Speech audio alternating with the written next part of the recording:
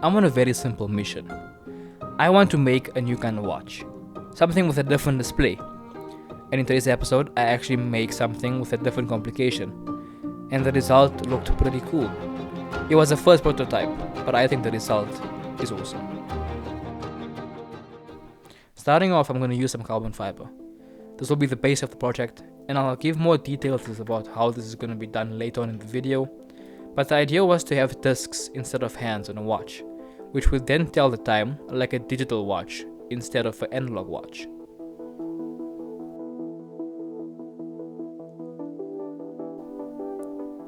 It did work in the end, but it does require a bit of handwork.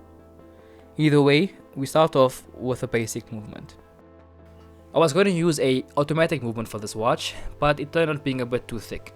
So instead I used a normal mechanical hand-on movement, and the footage I have is only of me doing the automatic one, so please forgive me for that. The actual watch used a normal mechanical movement, and not an automatic one.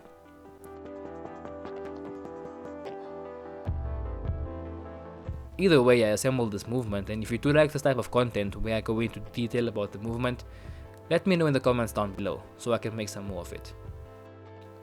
But this is the movement that was actually used for this project. It's a very old ETA movement, and it is quite nice and quite compact, but most of the complication of this watch happens on the top side of the movement. A traditional watch style would have 3 hands: hour, minute, and second hand. Each hand would rotate across the dial and do one full rotation within a specific time. For example, an hour hand would do one full rotation in 12 hours, a minute hand would do one full rotation every 60 minutes, and a second hand would do a full rotation once every 60 seconds. And what I would like to do is, instead of having a complication underneath the dial, where it would occur in the movement, is to lift the dial up entirely and place it over the hands to rotate the dial at a specific rate. I would then have 3 of these, one for the hour, minute, and second hands, moving at the same frequency of one hand. And then we'd have a display. So for example, instead of having 12, 1, 2, 3, we could have it rotated facing this way: 12, 1, 2, and 3. And then we have a dial section with only that's visible, and we have secondary discs across it. For example, 10. This would be the minutes, that would be the hours, and this would rotate independently of this disc. It might not make much sense now, but I think once you see the final result, you get what I mean. I traced and cut out these paper discs so that I could attach it to a quartz movement, just so I can see if it actually works. And it's pretty simple and straightforward. I made it seem to be a lot more complicated than it is, purely because it looks really nice. But I then had these dials laser cut, and this will attach to the front of the movement.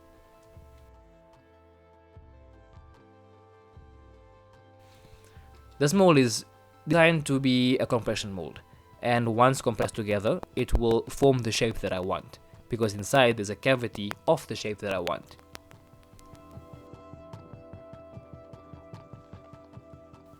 The idea is to layer in carbon fiber, glow pigment, and resin, so that once it's compressed, it gives it a very nice texture.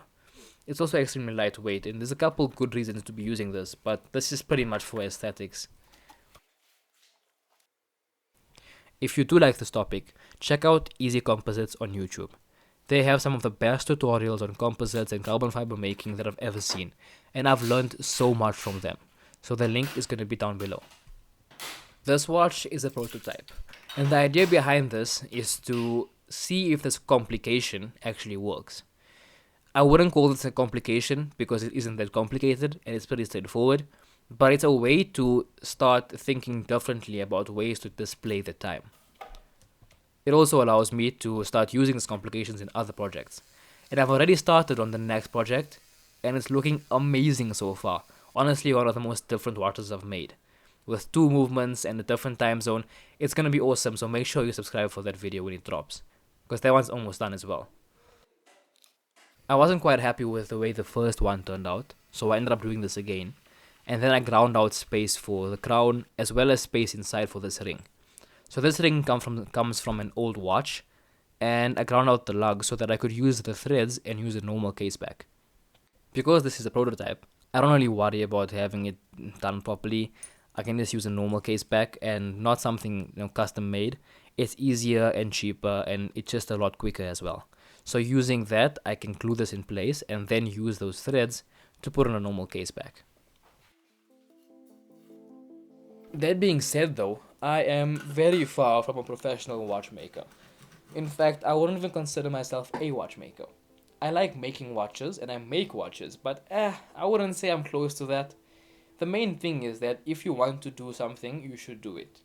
If you feel as if you want something, go out and get it.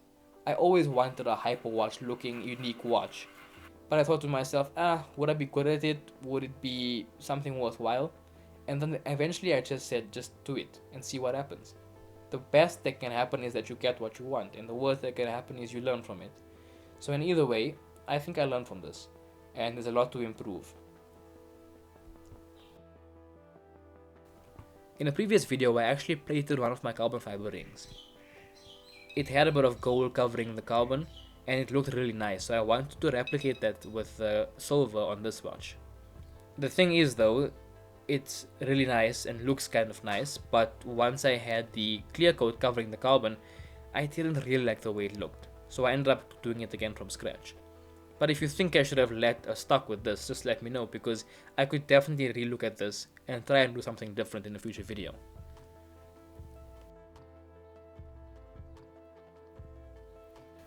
After a whole bunch of hours refinishing the whole watch, grinding down the old clear coat and putting on a new clear coat, I then glued in and struggled to glue in the crystal and made myself a watch strap.